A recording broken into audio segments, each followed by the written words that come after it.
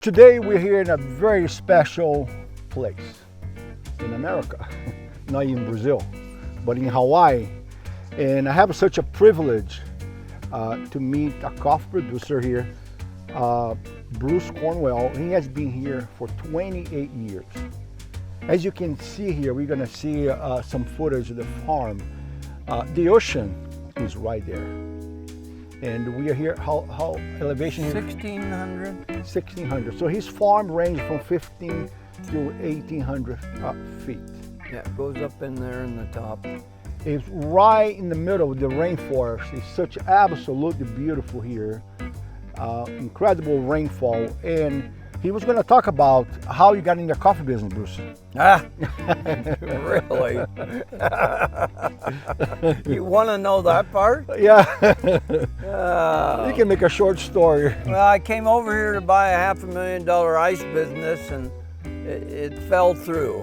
And we had rented a house, my family, 2 boys, for a year, and kept hanging around and looking at ways to make a living. And this coffee business seemed interesting and up and coming.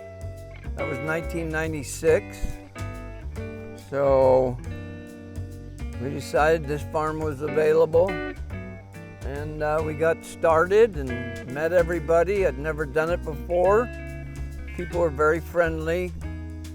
Talked to a lot of people about the coffee business. And then we got into the internet, and we were one of the first 3 companies to get sell Kona coffee on the internet.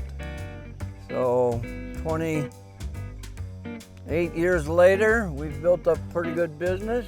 Okay, good. Processing coffee for people, roasting, packaging. What made Kona coffee so special? Well, everybody says you're on we are on the slopes of Hualalai. It's just under a 9,000 foot volcano. And you can see we mow here, and there's a lot of soil that we're blessed with. So we have the volcanic soil, the afternoon rains, and then the cooling down temperatures in the evening, which coffee loves. Right. And you was telling me something very interesting about the rainfall that you have here. It's pretty good too, right? 50 to 60 inches. A few years we had 80 to 90, which was abnormal. We really haven't had any drought years for 5-6 years. But we used to have those that it'd get a little worrisome because we don't have irrigation. Lower elevation farms, 500 to 1,000, use irrigation. And what's the time of the year that rain the most here? Summer or the winter? The rainy season is May, June, and July. Mostly May. So right and now June. we are in the peak of the rain season. Yeah. Mm-hmm. Raining every afternoon almost, starting to cloud up. And what's the biggest coffee varietal that you have here? You're talking about Typica, right? Something like that? Yeah, Guatemalan, Hawaiian Typica that's been here since the 40s. Mm-hmm. And one thing very interesting about his coffee here, the screwing, because a lot in Brazil, he gets a pea berry here, but he got a lot of 19 screen, which is a pretty good size of beans, 18, 17. Yeah, at this elevation, and even as you go up in elevation, you have a tendency to get more extra fancy 19 screen beans. Okay. But we're still, 18, 17 screen is still the predominant, where out of 1,000-pound super sack, we'll get 200 pounds of extra fancy and 500 pounds of estate prime. Okay. So there's your kind of percentages. And the other thing here, you were telling me about all your harvest, it is hand-picked. Hand-picked by traveling pickers from California, Washington. They pick apples and oranges, and mostly Latinos. And the other thing, it is very interesting because a lot of people think about, wow, Kona coffee is so expensive. But people don't realize after speaking with you, so many different variables which affect the cost of the beans by the time they get to the consumer hand. Yes, it's just continued to go up. Cost of living, labor has gone up, fertilizer, the farming. We have to buy more things to combat the 2 bugs that we have and some of the funguses, but we've got it under control, and I think we're coming back. Okay. And when is your harvest time season here? Because we're in the northern hemisphere. Yeah, September, October, November, and then it'll run into a little December and some January. It'll trickle in August, but mostly September, October, November.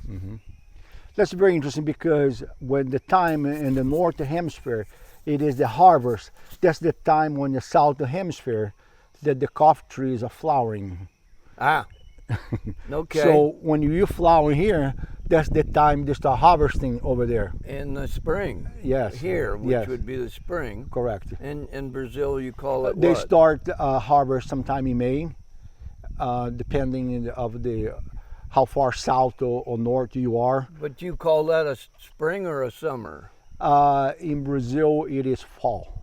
Fall. Yes. May would be fall. Yes, in Brazil. Ah, okay. Yes.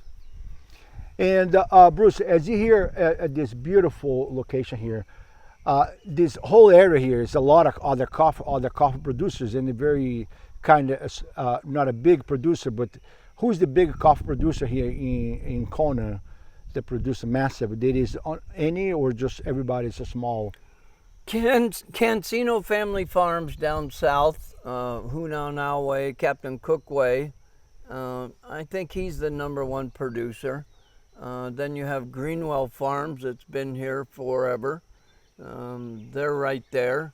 And then you have players that come and go.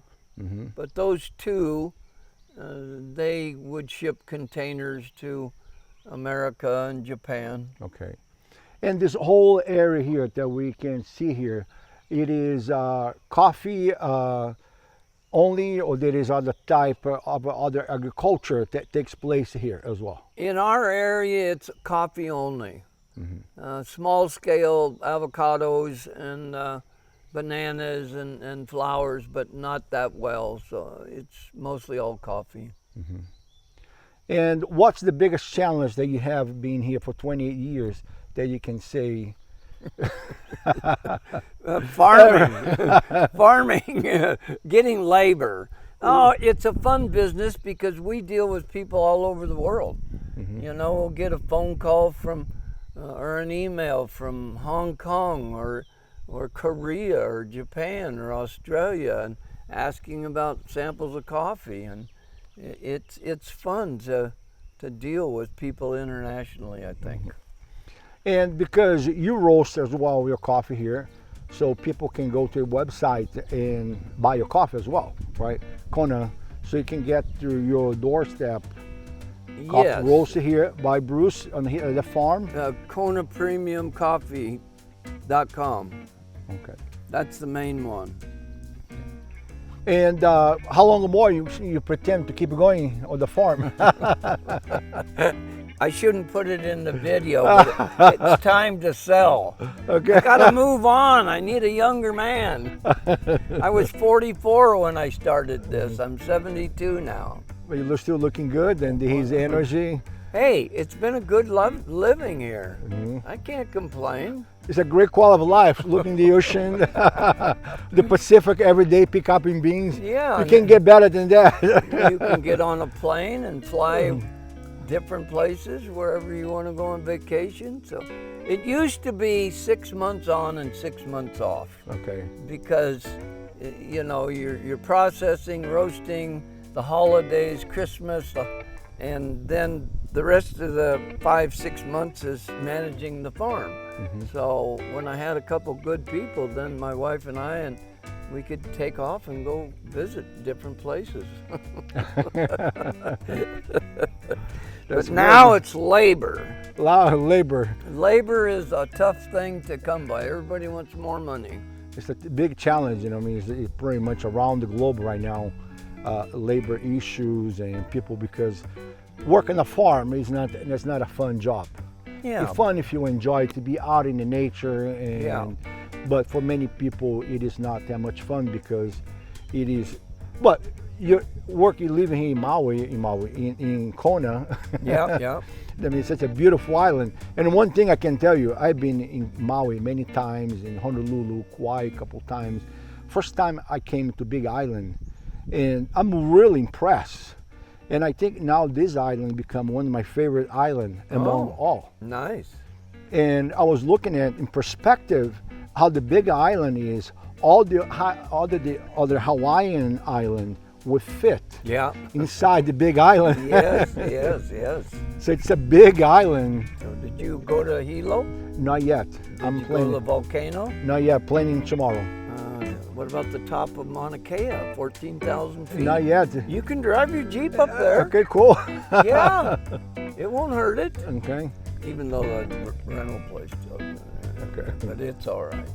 People do it all the time. Anyway, but we want to thank you, Bruce, for his time, for his hospitality, and for his great partnership there, because we're going to create a special blend that we're going to bring to you. We're going to be Samba Aloha, which is a blend of Kona with Brazil. It's going to taste simply amazing.